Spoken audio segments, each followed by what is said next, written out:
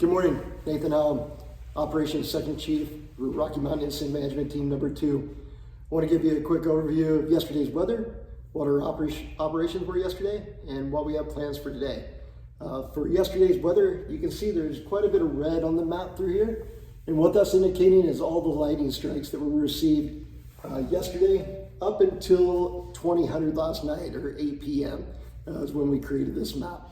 So all of these lightning strike areas on the east side of the state came with substantial moisture. So no real concern over here on the east side of the state with any new fires from those lightning strikes. If there were something that were to pop up and need assistance, we will have IA resources to help them. But moving over to the northwest side of the state in zone alpha, you can see up through here we did receive some lightning yesterday and not a whole lot of moisture with that. So for today's operations, we're going to be definitely keeping an eye on that area there to see if there's any new starts from those lightning strikes. For yesterday's operations though, due to this moisture that we received over in zone delta, we wound up bumping our IA group number 5 over to Grand Island, starting moving further to the west, so that way we can get them into the drier climate where there's more opportunities for the potential of fire spread. Moving on down to the North Platte and Broken Bow, where we have the other 2 IA groups. They were cross-training with the local fire departments yesterday and just getting familiar with the local area as well before being available for any new initial attack. That's how they started their day. But when we started getting the lightning strikes up to the northwest, we started bumping and cover with those resources to be available in case something were to start. Moving over to Ogallala, we had the 2 IA groups there yesterday as well. Kind of the same. They started out the day with training.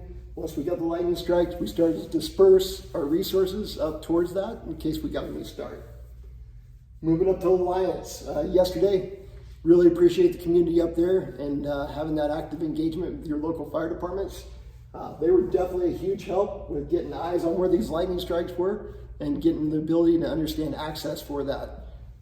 With all these lightning strikes that we received, there were no reports of new fires from that.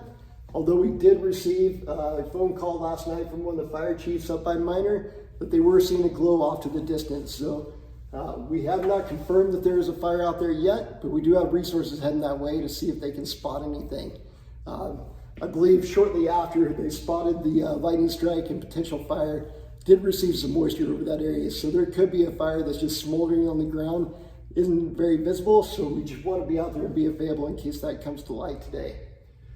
For today's operations and tomorrow, we're slowly starting to reduce our staffing. We're pulling resources back to Ogallala, our main ICP, getting them into the command post here and getting them demoed, returning them back to their home units.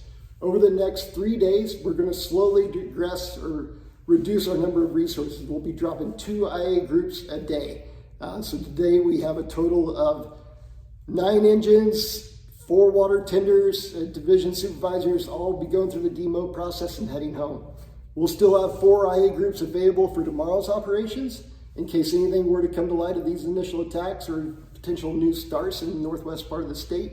And we'll be available for IA for y'all for the next 2 operational shifts. So you'll have us here today and tomorrow. Come Sunday morning, we'll be slowly starting to complete our last of our demo, and we'll have all of our folks out of the ICP by the end of the shift.